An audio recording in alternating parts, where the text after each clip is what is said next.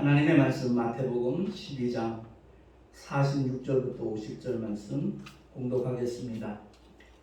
예수께서 무리에게 말씀하실 때 그 모친과 동생들이 예수께 말하려고 밖에 섰더니 한 사람이 예수께 여짜오되 보소서 당신의 모친과 동생들이 당신께 말하려고 밖에 섰나이다 하니 말하던 사람에게 대답하여 가라사대 누가 내 모친이며 내 동생들이냐 하시고 손을 내밀어 제자들을 가리켜 가라사대 나의 모친과 나의 동생들을 보라. 누구든지 하늘에 계신 내 아버지의 뜻대로 하는 자가 내 형제요 자매요 모친이라 하시더라. 아멘. 기도하겠습니다. 가정의 달을 맞이하여 첫 주일 이렇게 어린이 주일로 하나님 앞에 예배로 영광 돌리게 하시니 감사합니다. 거룩하신 하나님 아버지, 정녕 하나님의 가족, 진정한 가족이 어떤 사람들인가 하는 것에 대하여 우리 함께 말씀을 통하여 깨닫게 하시고 정말 주님의 영광을 위하여 최선을 다할 수 있는 하나님의 말씀대로 순복할 수 있는 하나님의 사람들이 다 되게 하여 주시옵소서. 전하는 자와 듣는 자 다 함께 큰 은혜 있기를 간절히 소망하옵고 우리 구주 예수 그리스도 이름으로 감사하며 기도하옵나이다. 아멘. 그런 얘기가 있어요. 믿음의 가정은 천국의 축소판이어야 한다라는 얘기가 있습니다. 그런데 사실 우리의 현실은 그렇지 않은 경우가 굉장히 많이 있죠. 가족 중에 누군가가 가출을 하고 혹은 탈선을 하고 급기야 부모가 이혼을 하고 망가지는 가슴 아픈 일들이 우리 주변에 많이 일어나고 있습니다. 돌이킬 수도 없고 회복할 수도 없는 그런 상황 속에서 신음하며 아파하며 고통스러워하는 그런 신령들이 사실 굉장히 많이 있습니다. 비정상이죠. 그런데 왜 이런 일들이 일어나고 있느냐? 그 원인을 찾아보면 단 한 가지입니다. 첫사람 아담을 통해서 이 세상에 죄가 들어왔기 때문에 그렇다는 것을 성경은 말씀을 하고 있습니다. 그러니까 죄 때문에 일어나고 있는 일들이죠. 가정들을 이렇게 보면 겉으로는 평화로워 보이고 행복해 보여도 속사정을 살펴보면 괴로움과 슬픔과 고통이 없는 사람 하나도 없다고 해도 아마 과언이 아닐 겁니다. 가정의 날이 되면 저 역시도 마음 한편이 이렇게 아려오는 것을 숨길 수가 없습니다. 다름이 아니라 이산 가족도 아닌데 이산 가족보다 더 괴로운 그러한 가정들이 많기 때문에 그렇습니다. 저 역시도 참 우리 부모님이 참 많은 아픔들을 겪었죠. 물론 원인 제공자는 저희 아버지였지만 어머니가 지금도 자녀들 앞에서 그런 얘기를 해요. 내가 끝까지 참고 견뎠어야 되는데 그걸 참지 못하고 제가 초등학교 6학년 때 중학교 1학년 올라갈 때 부모님이 이혼을 하셨어요. 벌써 56년이 된 얘기입니다. 오래전 얘기죠. 그 시대에는 정말 이혼 그러면 쉽지 않은 일이었는데 저희 어머니가 견디다 못해 결국은 이혼을 하셨죠. 언젠가도 말씀을 드렸지만 저희 외조부님께서 72년도 납세 이위를 할 만큼 거부였어요. 흥국탄광을 운영하셨는데 단 한 가지 이유 때문에 이혼했다는 사실 때문에 저희 어머니한테 유산을 하나도 남겨주지 않았습니다. 어머니가 그때 내가 참고 견뎠더라면 아니면 돌아가신 큰 외삼촌 그 오빠만 살아있었어도 내가 이 지경이 되지 않았을 텐데 그런 말씀을 가끔 이렇게 되뇌어줘요. 그때 제가 드리는 말씀은 딱 한 가지입니다. 어머니가 만약에 그런 상황이었다면 절대 예수 안 믿었을 사람입니다. 그 어려운 과정 속에서 정말 내가 강원도처럼 백골산안에서 주님을 만나고 첫 주가 나와서 어머니를 찾아가서 예수 믿으라고 했을 때 처음에 나보고 미쳤냐고 그러셨잖아요. 그런데 좀 하나님이 함께 하시니까 어머니가 40대 중반에 대구 지역에서 신학을 하고 전도사로 좀 20년 이상 이렇게 목회를 하시다가 은퇴하신 거, 이 보통 하나님의 은혜가 아닌 거 아시지 않나요? 수긍하시죠. 그렇습니다. 어쨌든 모든 가정마다 그 아픔과 슬픔이 있어요. 괴로운 문제점들이 있지요. 근데 도무지 회복할 수도 없고 돌이킬 수도 없는 그런 악한 상황 속에서도 결코 좌절하거나 낙담해서는 안 된다는 것을 성경을 통해서 우리에게 말씀을 하고 있는 겁니다. 그런 문제가 일어나는 것은 개인의 큰 잘못이나 아니면 가정의 불화나 혹은 많은 비중을 차지하고 있는 부분이 돈 때문에, 이권관계 때문에, 물질 문제 때문에 정말 원수 아닌 원수처럼 되는 그런 경우도 없지 않아 많이 생겨나고 있거든요. 그렇습니다. 저 같은 경우도 제 형제 중에 누군가가 사업을 하는데 그 사업에 우리 막내딸, 막내사위를 투자를 시킨 것이 일이 잘못돼 갖고 그 문제가 결국 아버지가 한 얘기 때문에 우리가 투자했지 삼촌만 믿고 했겠냐고, 그것 때문에 연락이 두절되는 그런 아픔을 제가 겪고 있거든요. 참 돌이킬 수 없지요. 저희 부부가 어머니까지 마찬가지지만 그 문제를 놓고 계속해서 기도하고 있지만 가정의 달이 되면 제 마음 한켠이 이렇게 아려오는 것을 늘 경험을 하고 있습니다. 그러나 아픔은 아픔이고 현실은 현실일지라도 우리는 주님 앞에 그 모든 문제를 맡기고 하나님께서 역사해 주시기를 기대하는 그 믿음으로 이겨내야 될 줄로 믿습니다. 사실 구약에 나오는 에서와 야곱의 사건을 보면 알 수 있잖아요. 그 야곱이 큰 성공을 해서 돌아오려고 했을 때 자기 형 에서가 400명의 군사를 데리고 온다는 소식을 듣고 그는 너무나 공포 속에, 불안 속에 두려워 떨게 되었지요. 그러나 자기 나름대로 어떤 전략을 내세웁니다. 그죠? 그 두 여종과 자녀들을 먼저 앞세우고 많은 짐승들과 재물을 앞세워서 자기 형 에서의 마음을 이렇게 살려고, 그리고 그 뒤에는 레아를 보내고 맨 뒤에는 라헬과 요셉을 보내면서 그는 그것으로 해결되지 않는다는 것을 알면서 인간으로서는 최선을 다하는 그런 모습을 보이고 있지요. 그리고 약복강가에서 환도뼈가 부러지기까지 천사를 붙들고 놓지 않습니다. 나를 축복하기 전에는 절대 놓을 수 없다라고. 결국 도무지 해결되지 않을 문제 같은 것이 우리 앞에 있다 할지라도 오직 살아계신 하나님 아버지를 의지하고 나의 삶 전체를 주께 맡기기만 하면 모든 문제 위에 계신 주님은 넉넉히 해결해 주시는 분이 저와 여러분의 아버지 하나님이신 줄로 믿습니다. 그래서 주님이 일러주시잖아요. 내 집은 만민의 기도하는 집이다 라고 일러주셨어요. 그래서 우리가 외형교회, 이렇게 건물로 이루어진 그 교회만 교회로 생각을 하기 쉬운데 사실은 우리 심령이 성령이 거하시는 정말 주님의 교회라는 것을 늘 기억을 하고 일평생 주님과 교통하는 하나님의 사랑으로 살아가는 저와 여러분 될 수 있기를 예수 이름으로 축원합니다.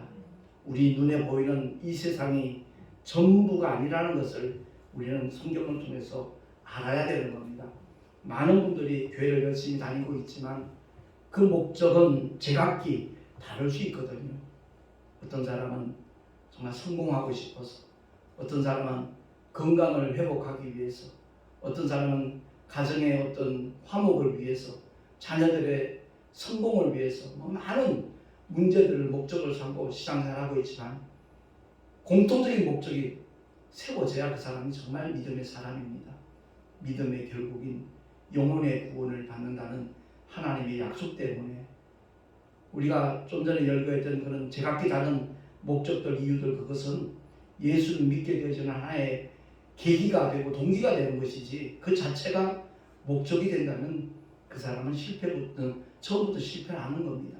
그러니까 처음엔 그런 문제 때문에 교회에 발을 내딛는다 할지라도 하나님의 말씀을 거듭 듣는 가운데 성령의 감동하심을 따라 정말 저 말씀이 내게 주신 하나님의 약속이고 저 말씀이 나를 살릴 수 있는 하나님의 생명이고 저 말씀에 정말 내가 순종함으로 말미암아 하나님을 정말 영화롭게 하고 기쁘게 하는 믿음의 길을 걸어가야 되겠다라는 그 성령의 감동하심에 순복하기만 하면 하나님의 생명의 역사는 기사와 이적 축복의 역사는 반드시 그 사람에게 나타나게 될 줄로 믿습니다. 그렇습니다. 내가 보기엔 불가능한데 주님께서는 얼마든지 이룰 수 있다는 그 믿음을 가지는 자가 복 있는 사람입니다. 하나님의 은혜가 대립해지기만 하면 얼마든지 어떤 문제도 어떤 상황 속에서도 넉넉히 해결될 수 있다는 믿음을 정말 우리 모두가 소유할 수 있기를 바랍니다. 오늘 본문에서 주님이 하신 말씀을 정말로 깨닫는다면 그 사람만큼 복 있는 사람은 없을 겁니다. 오늘 본문에 뭐라고 말씀하세요? 예수님께서 하나님의 말씀을 가르치며 강론하고 있는데 바깥에 이제 누군가가 찾아왔어요. 누구죠? 마리아와 함께 그 아우들 동생들이 찾아온 겁니다. 예수님께 무슨 말을 하기 위해서 찾아왔는지 모르지만 그 광경을 보고 한 사람이 예수님께 그런 보고를 하잖아요. 당신의 모친과 동생들이 당신께 말하려고 밖에 서 있습니다 라고 말하니까 주님이 하신 말씀, 이 말씀의 의미를 우리가 정말 바로 깨닫는다면 그 사람은 참된 믿음의 길을 걸어가는 사람이라고 해도 틀림이 없을 겁니다. 손을 내밀어 제자들을 가리켜 가라사대 나의 모친과 나의 동생들을 보라.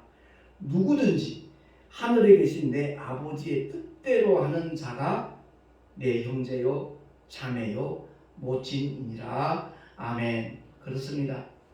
세상 사람들은 혈과 육의 관계를 가족으로만 이렇게 단정을 짓잖아요. 특히 한국 사람은 정이 많은 민족이라 그 혈연의 관계를 못 뛰어넘더라고요. 제가 언젠가 참 기도를 해도 꼭 가족들만 위해서 기도하는 그런 집사님을 보고 집사님 기도의 폭을 넓히십시오. 그 가정의 울타리를 뛰어넘으십시오. 혈과 육의 관계를 뛰어넘어서 정말 구원받아야 될 영혼들을 가슴에 품고 기도하는 것 하나님이 굉장히 기뻐하신다 라고 했더니 처음에는 못 알아들었는데 나중에 그 말씀을 정말 받아들이고 난 다음에 그렇게 기도하고 나니까 자기 가족의 문제까지도 하나님이 해결해 주시는 것을 경험했다는 간증을 하더라고요. 그렇습니다. 오늘날 우리 한국교회가 개교회의 주의예요. 자기 교회, 내가 나가는 교회, 내가 섬기는 교회 거기만 부흥하면 된다는 생각 속에 참 잘못된 그런 일들이 많이 일어나고 있거든요. 제가 택시 전도를 시작한 지 9년이 되었지만 택시 하고 싶어서 택시하는 사람 세상에 아무도 없을 겁니다. 굉장히 힘든 일이에요. 사람 상대해야 되는 것도 그렇지만 운전을 할 때 그냥 자기 혼자 타고 가는 운전은 그렇게 크게 신경 쓸 일이 없지만 택시는 그렇지 않거든요. 또 술 취한 사람들이 타는 경우도 있고 조금 좀 비정상적인 그런 사고 속에 빠져 있는 사람을 만날 수도 있고 참 위험한 일들이 많이 이렇게 이제 도사리고 있는 그 사역을 무엇 때문에 선택을 했겠는가? 다름 아닙니다. 9년 전에 저희 집사는 이제 열방교회라는 이름으로 우리가 다시 개척을 할 때 다짐한 게 있어요. 우리 교인 만들기 위해서 목회하지 말자. 정말 한 영혼이라도 예수를 알고 주의 복음이 전하여 줄 수 있도록 그 일에 최선을 다하자. 바꾸어 말하면 예수의 제자 만드는 일에 기회가 주어지는 대로 우리는 최선을 다하자. 그러고 시작을 했어요. 그러고 난 다음에 효성동 2번 정점에 교회가 또 지하였거든요. 근데 지하는 일반 지하는 전혀 다릅니다. 왜냐하면 검도장로 쓰던 장소였기 때문에 아주 비싼, 정말 비싼 원목이 깔려져 있었어요. 그리고 제 아내가 그 관리를 워낙 잘하다 보니까 작은 교회 그 연합으로 이렇게 세미나를 3차례 가졌거든요. 한 30년 가까이 오셔서 이제 동참하면서 하는 얘기가 여기가 진짜 지하냐고, 이렇게 예쁜 교회는 처음 봤다고. 근데 사실 그 지역에 살고 있는, 효성동에 살고 있는 지역 주민들은 그 교회가 그렇게 깨끗하고 예쁜 줄 아무도 몰라요. 왜? 들어와 본 사람이 없으니까. 개척교회 그럼 부담스럽고 더더구나 지하실이라 그러면 아주 쾌쾌한 냄새나는 그런 걸 미리 지리짐작을 하니까 아무리 전도를 해도 오는 사람이 없는 거예요. 그래서 개척을 하고 22개월쯤 됐을 때 월세 2달을 밀렸어요. 그랬더니 건물주가 가차없이 비워달라는 거예요. 그래서 교회 문 닫는 것보다는 내가 운전을 즐기는 사람이니까 택시를 하면서 계속 거기서 이제 목회를 하려고 마음 먹었을 때 하나님께서 귀한 믿음의 사람을 만나게 하신 거예요. 그분이 바로 거여동 새소망교회 김한서 목사님인데 그 목사님은 원래 출판사 사장님이었어요. 기독교계에 잘 알려져 있는 이일에서 온 사장님이셨는데 하나님께서 주의 종으로 부르신 거예요. 그러니까 그 사업체를 자기 친동생에게 넘겨주고 목회를 시작을 했는데 하나님 그런 감동을 주셨나 봐요. 책 만드는 달란트 주셨으니까 그 전도 소책자를 만들어서 무료로 배포하라고 하는 그런 감동을 주셨는데 그 목사님 묵묵히 그 일을 실천하던 과정 속에서 우리 교회 이제 그 말씀 찬양 일회 발표회라 그래야 되나 그걸 시작을 했어요. 우리 교회에 있던 지금은 목사님이 되셨지만 그 전도사님 부부가 부인은 이제 피아노 전공하신 음악 선생님이고 그 당시 그분은 전도사님이었는데 그 전도사님이 작곡하는 은사를 하나님이 주신 거예요. 특별한 달란트를 주셨어요. 그래서 성경 구절에다가 곡을 붙여요. 그 곡을 우리 교회에 있는 동안에 한 170곡 정도를 작곡을 했어요. 그래서 우리 교단에서 총회 행사를 하면 그 목사님 사모님 두 분이서 특송을 하면 목사님들 눈가가 전부 다 촉촉해요. 예, 그 말씀이 성령에 의해서 감동을 주니까 눈가가 다들 촉촉합니다. 그래서 그 작곡한 것 가운데 이제 한 10몇 곡을 발표하는 시간을 가졌는데 김한선 목사님이 이제 그 자리에 오신 거예요. 오셔서 제가 이제 우리 교회 사장을 얘기를 하고 그랬더니 목사님이 택시를 시작하면 최우선적으로 이 말씀 조책자를 드릴 테니까 손님들에게 한 곳씩 배포하면 문서전도가 되지 않느냐. 그 말을 듣는 순간에 이제 결정을 한 거죠.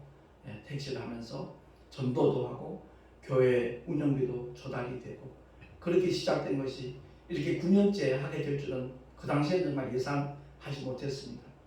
지속할 수 있었던 이유 중에 하나가 내가 복음의 씨앗을 뿌린다라는 그 기쁨과 자긍심도 있지만 택시 안에서 겪게 되어지는 하나님의 놀라운 은혜, 이것은 상상을 초월합니다.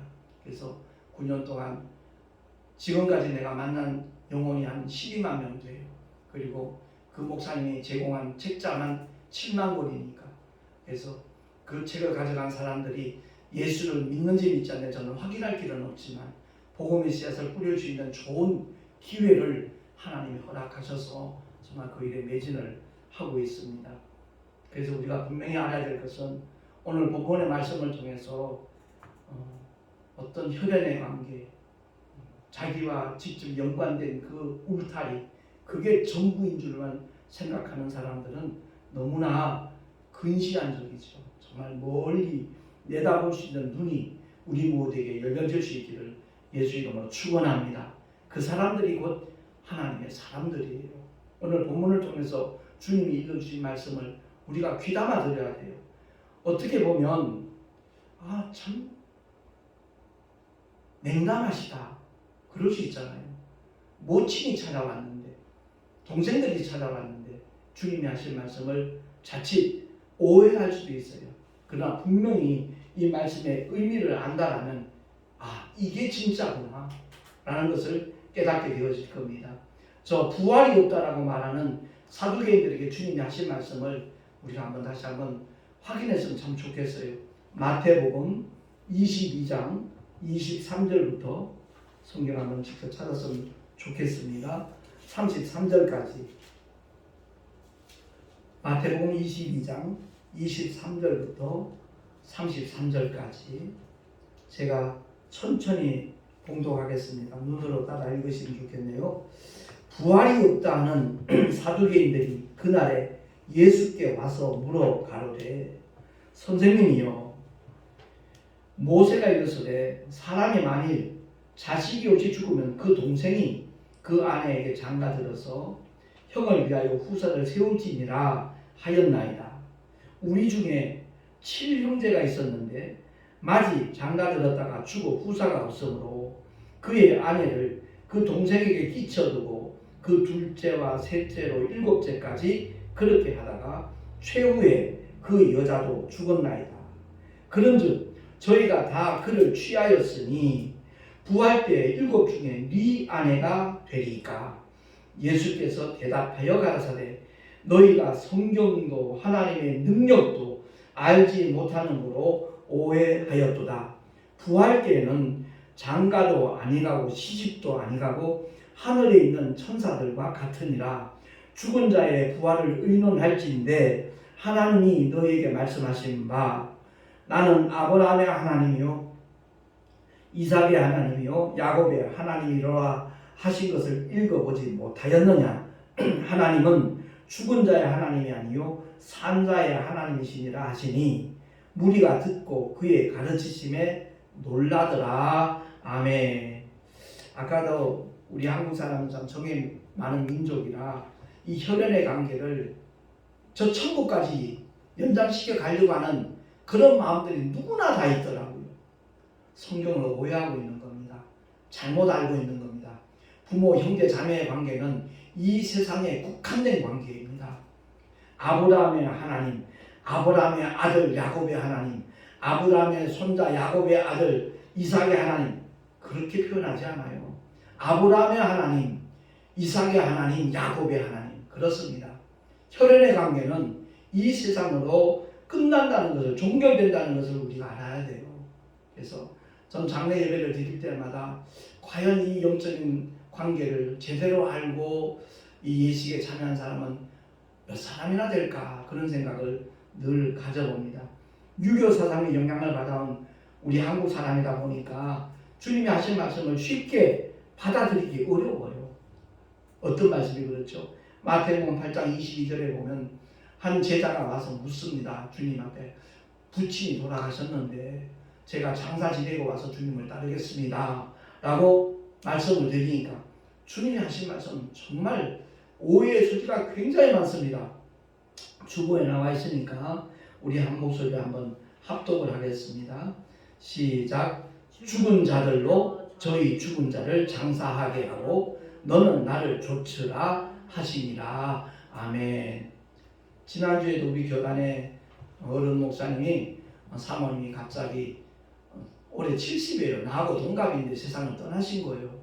그래서 그 장례식에 참여한 분들 중에 주의 종들은 좀 그런 부분이 덜 하겠지만 친척들 가운데 자손들 가운데는 정말 너무 슬피 우는 그런 모습들 발견할 수 있었거든요.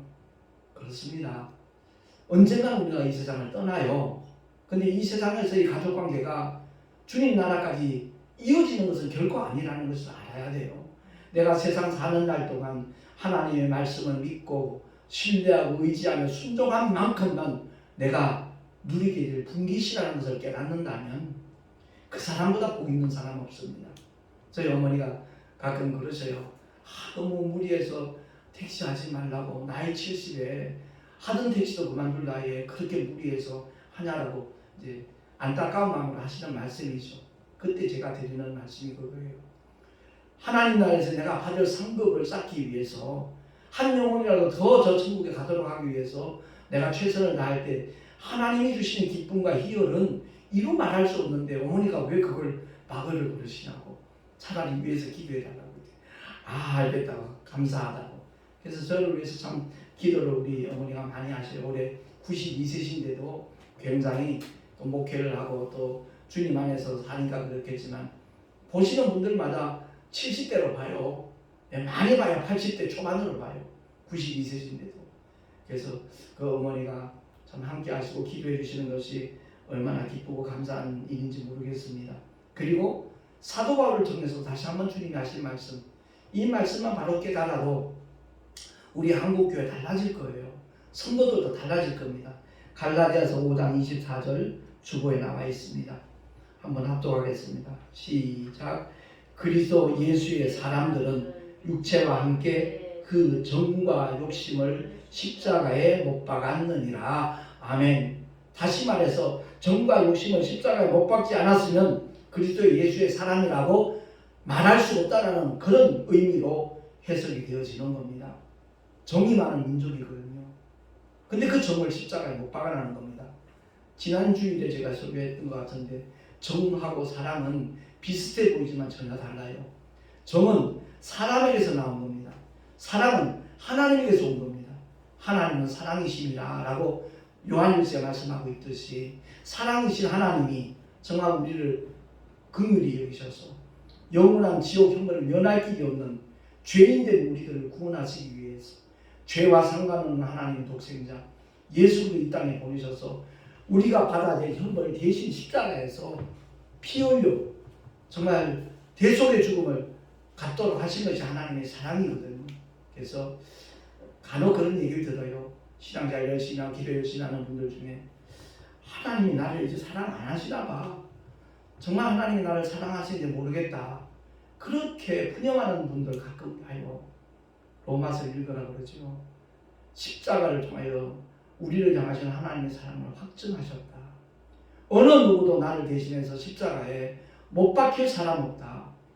있다 할지라도 그 사람이 십자가에 못 박혀 죽으면 그 사람은 자기 죄값으로 죽는 것이다. 근데 죄와 상관없는 하나님의 아들이 이 세상에 육신을 입고 오신 것은 죽음을 맛보기 위함이고 피 흘려 죽어 주셔야만 죄가 사함을 받을 수 있기 때문에 주님이 2000년 전에 갈보리 언덕에서 골고다 언덕에서 인류의 모든 죄를 사해 주시기 위하여 아담의 원죄를 위시하여 우리 모두의 죄를 처리하시려고 그 끔찍한 고통과 형벌을 받아주신 것이다. 그 십자가를 보면서 하나님의 사랑을 의심한다라면 그 믿음은 정말 잘못된 거죠. 크게 오해하고 있는 거죠. 아무리 힘들고 어려운 일이 있어도 십자가를 바라보면 괜찮아지는 하나님의 은혜가 우리 모두에게 늘 충만하기를 예수 이름으로 축원합니다. 정말 우리 한국 사람들은 유교 사상에 이렇게 많은 영향을 받아왔기 때문에 아니 아버지가 돌아가셨는데 죽은 자는 죽은 자들로 장사 지내게 하고 너는 나를 쫓으라? 주님에 대해서 오해할 수 있는 소지가 있죠. 속으면 안 돼요. 원수마귀의 괴계에 더 이상 속지 않는 우리 모두가 될 수 있기를 예수 이름으로 축원합니다. 요한복음 1장 12절에 성경에 나와 있는 암송하는 분들 굉장히 많겠지만 한번 합독하겠습니다. 시작. 용접하는 자 그 이름을 믿는 자들에게는 하나님의 자녀가 되는 권세를 주셨으니 아멘. 칸이 모자라서 곧자를 뺐어요. 영접하는 자 곧 그 이름을 예수의 이름을 믿는 자들에게는 하나님의 자녀가 되는 권세를 주셨다라고 성경은 선포하고 있습니다. 이 약속을 믿는 저와 여러분이 되십시다. 하나님의 자녀가 되는 권세를 주셨다고 했어요. 명분만이 아니에요. 그러니까 하나님의 진정한 가족이 되는 사람들은 하나님이 이 생명의 말씀을, 이 능력의 말씀을 정말 늘 공유하고 있고 되새김질하고 그 말씀을 삶의 현장에서 늘 확인하고 경험하는 사람이 참된 믿음의 사람이라는 것을 우리는 깨달아야 돼요. 교회 열심히 다니면 기도 많이 하면 저 사람 믿음 좋다 그러죠. 그건 인간들이 보는 관점에서 그래요. 결코 그거 아니죠. 그럴 수도 있겠지만 아주 드문 일이고요. 사도 바울을 통해서 성령 안에서 무시로 기도하라고 했어요. 날마다 기도하는 자가 되기를 예수 이름으로 축원합니다. 이렇게 얘기를 하면 어떤 분들은 목사님 안 계셔도 늘 기도하는 마음으로 살아요. 기도하는 마음으로 살라는 얘기가 아니라 기도하라는 거예요. 끊임없이 설거지하면서도 청소를 하면서 길을 걸어가면서도 운전을 하면서도 지하철 타고 가면서도 끊임없이 주님과 대화할 수 있는, 교통할 수 있는 하나님의 사람, 그 사람이 정말 기도의 사람이라는 것을 기억을 하고 그런 믿음의 사람을 하나님이 굉장히 기뻐하시고 사랑하시고 또 그 삶 속에 늘 함께 하시는 줄로 깨달으시기 바랍니다. 그래서 사도 바울 역시도 제가 맨 처음 백골사단에서 부흥회라는 데 처음 참석해가지고 받은 하나님의 말씀이 바로 그 맨 밑에 나와 있는 고린도후서 5장 17절이에요. 우리 한번 합독을 하겠습니다. 시작. 그런즉 누구든지 그리스도 안에 있으면 새로운 피조물이라. 이전 것은 지나갔으니 보라 새 것이 되었도다. 아멘. 그리스도 안에 들어오는 저와 여러분 되시길 예수 이름으로 축원합니다. 그 사람이 진짜 하나님의 가족이에요. 명목상의 가족이 있죠. 명목상. 혈연 관계니까 호적에 올라갔으니까 아들이고 딸인 경우 있어요. 그거 말고 정말 부모를 사랑하고 아끼고 위하는, 늘 생각하고 정말 그 마음을 다해서 사랑을 표현할 수 있는 그런 가족을 얘기하는 겁니다. 교인들도 그래요. 명분상의 교인들 엄청 많죠. 어떤 문제가 있으면 전화해서 기도해 주세요라든가 이따금 한 번씩 얼굴 볼까 말까 하는 그런 사람들 말고 정말 예배를 통해서 하나님의 영광 돌리는 사이에, 아니면 먼 지역에 있으니까 도저히 동참할 수 없으니까 상황 속에서 불가능할 경우는 예외죠. 그런데 마음만 먹으면 동참할 수 있는 그런 경우에도 정말 명분상의 어떤 주의 종과 성도의 관계, 그런 관계, 그거 그렇게 아름답다고 볼 수가 없잖아요. 솔직히 그리스도 예수의 보혈로 형제 자매된 성도들은요, 제 경우는 그렇습니다. 어떤 때 혈육보다도 훨씬 더 가깝고 사랑스럽고 그들의 문제가 내 문제인 것 같고 그들의 바라는 바가 내 기도 제목이 되어지고 그렇게 되어지더라고요. 그렇습니다. 오늘 주님 하신 말씀 가운데 내 아버지 뜻대로 행하는 자, 그가 곧 주님의 가족이라는 것 우리가 늘 명심하면서 잊지 말고 주님 뜻대로 순복하는 저와 여러분 되어질 수 있기를 예수 이름으로 축원합니다. 어디를 가든지 무엇을 하든지 성령 하나님께서 함께 하시는 그 역사, 그 기쁨, 그 은혜는 이루 말로 표현할 수가 없어요. 솔직히 만나는 분들 중에 목사님 이렇게 힘든 택시 운전을 하는데 고생하는 분 같지가 않아요. 얼굴이 굉장히 평화로워 보여요. 기뻐 보여요. 행복해 보여요. 그런 얘기들을 해요. 실제로 그렇거든요. 왜? 내 안에 주님이 계시니까. 주님이 그 모든 일 속에서 함께 하시는 증거를 일마다 때마다 보여주시기 때문에 그렇습니다. 그런 고백을 하면 간혹 그건 목사님한테만 주신 하나님의 은사죠라고 얘기하는 분도 없잖아 있어요. 일주일 내내 하루에 거의 10시간, 12시간 택시 운전을 하면 설교 준비할 쓸 시간적 여유가 없어요. 몸이 피곤해서도 못해요. 근데 운전 중에도 주님이 주시는 감동을 따라서 하나님의 말씀, 그 본문을 택하면 이 주보 만드는 게 이게 제 원고예요. 딴 거 없어요. 여기 쓴 게 이게 제 원고예요. 어떤 원고를 보고 읽어 내려가는 것도 아니고 내 안에 계신 성령 하나님께서 주시는 감동을 따라 정말 그 하나님의 말씀만 선택해 놓으면 30분이건 40분이건 제가 부흥 갔을 때는 1시간 반 설교한 적도 여러 번 있어요. 저 여수에 있는 기도원에 가서 그 당시에 내가 한국기독교 영풍에서 부흥사 활동을 할 때였지만 또 장소가 너무 협소한 거예요. 천정이 낮은 거예요. 그래서 칠판을 놓고 설교를 해야 되는데 강단에서 칠판을 올려놓으니까 너무 높아요. 그래서 최대한 낮추고 무릎을 꿇고 1시간 동안 써가면서 설교한 적도 있어요. 내 힘으로 하는 거라면 도저히 불가능하죠. 근데 주님이 전하기를 원하시는 말씀을 나는 여러 차례 고백을 했지만 하나님의 마이크예요. 이 마이크가 스스로 말하는 게 아니잖아요. 주님이 의도하신 대로 이 입술은 하나님의 마이크로 그냥 쓰임받는 것뿐이에요. 그래서 내가 내 입술 중에서 전하는 하나님의 말씀은 저는 이 유튜브에 올린 다음에 꼭 2-3번 봅니다. 왜? 그 말씀이 곧 내게 주신 하나님의 약속이고 하나님의 명령이기 때문에.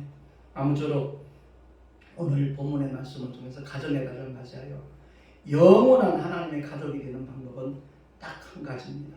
예수의 이름을 믿고 하나님의 자녀되는 권세를 소유할 뿐만 아니라 삶의 현장에서 그 주님이 하신 말씀대로 순종하며 따르는 것, 믿고 신뢰하며 따라가는 것, 그것밖에 없다는 것을 꼭 기억을 하고 한 사람이라도 더 하나님의 영원한 가족이 되도록 하기 위하여 복음 전하는 일에 동참하고 앞장서는 하나님의 사람들 우리 모두 될 수 있기를 예수 이름으로 축원합니다. 기도하겠습니다. 가정의 달을 맞이할 때마다 아픈 마음도 없잖아 있습니다. 불목했던 관계가 다시 회복되고 화목할 수 있는 날을 주님 앞에 손꼽아 정말 사모하며 기도하는 하나님의 사람들 많이 있을 겁니다. 거룩하신 주님 응답하여 주셔서 그리스도 예수 안에서 하나 되는 역사가 있게 하여 주시옵시고 정말 하나님의 영광을 위하여 믿음으로 나갈 수 있는 주님의 자녀들이 더욱더 많아지도록 성령 하나님 인도하시고 역사하여 주시옵소서. 어떤 문제든 간에 주님 앞에 맡기면 해결되지 못할 문제가 없다는 것 기억하게 하시고 문제가 있을 때마다 주 앞에 기도로 아뢰며 기도로 맡기며 기도로 응답받는 참된 믿음의 사람들 영원한 하나님의 가족들이 다 되게 하여 주시옵소서. 우리 구주 예수 그리스도 이름으로 감사하며 기도하옵나이다. 아멘. 교회 소식 주보를 참고해 주시기 바랍니다. 제가 요즘 택시 손님들에게 자주 권하는 메시지가 바로 이 주보를 통해서 제가 권하고 있습니다. 신앙생활을 하긴 하는데 자기 부모님 때문에 자기는 유아세례 그냥 알지도 못하고 받았고 그런 자기 정체성에 대해서 모르는 사람들 많더라고요. 그래서 그 교회 소식란에 나와 있는 그 서울 온누리교회에서 운영하는 CGN TV의 그 특강 부탁을 받고 내가 2개 특강 올린 게 있는데 그 중에 하나 진짜 나는 누구인가 이것만큼은 꼭 챙겨보라고 오늘 새벽에도 오늘 청년한테 얘기를 했더니 예 목사님 꼭 챙겨보겠습니다 그러더라고요. 그래서 또 내가 목사인 줄 알고 종교는 다 똑같죠 그렇게 말하는 택시손님이 너무나 많아서 그 세상 종교와 기독교는 다르다라는 그 특강을 올려놓은 걸 내가 강추한다고 말씀을 드렸고요. 그리고 내일 모레쯤 아마 신문이 도착을 할 텐데 가정의 달 전도 특집으로 5월 7일자도 목회자 3호 신문에 제 사역이 소개가 됩니다. 송내 열방교회 임종호 목사편이 전면 기사로 나오게 되는데 아무튼 그걸 통해서 전도할 사람이 있으면 한 분씩 나눠주면 아마 효과가 있을 겁니다. 아무튼 우리 5월달엔 10일달에는 우리 동선호회 목회자 그 원래 모임이 있고 26일, 27일에는 우리 교단의 노예별 신구 임원들이 이번에 뽑혔기 때문에 그 교체 인사와 함께 교단의 단합대회가 속초 쪽에서 1박 2일 있게 됩니다. 위에서 기도해 주시면 감사하겠습니다. 드린 예물을 위해서 잠시 기도하고 축도로 예배를 마치도록 하겠습니다. 하나님 아버지 은혜를 감사합니다. 주님께서 우리에게 베푸신 그 놀라운 사랑과 은혜에 감사하여 구별하고 성별하여 주님 앞에 드린 귀한 예물들이 있습니다. 11조와 헌물들을 기쁘시게 주님 받아주시고 아버지 거룩하신 뜻이 이루어지는 일에 아름답게 쓰임받는 물질들이 되게 하여 주시옵소서. 드린 손길들마다 복되게 하시고 하늘의 상급으로 쌓여지게 하시고 삶의 자리에서 주님이 함께 하시는 믿음의 증거를 기사와 이적과 또한 축복으로 만나게 하여 주시옵소서. 하나님의 영광을 위하여 정말 전도에 동참하는 모든 신령들 속에 하늘의 평강으로 하늘의 소망으로 가득가득 채워주시옵시고 삶의 현장에서 주님이 함께 하시는 그 믿음의 증거들이 나타나게 하여 주시옵소서. 이제는 우리 구주 예수 그리스도의 크신 은혜와 하나님 아버지의 영원하신 사랑하심과 보혜사 성령 하나님의 내주교통 인도하심과 축복하심이 오늘 주의 말씀을 듣고 하나님의 영원한 가족, 진정한 가족으로 살아가리라 결단한 하나님의 사람들 머리 위에 그 자녀와 그 가정과 그 경외하는 모든 일들 위에 또한 주께서 피로 값주고 세우신 주님의 모든 교회들 위에 지금으로부터 영원토록 함께 있을지어다. 아멘.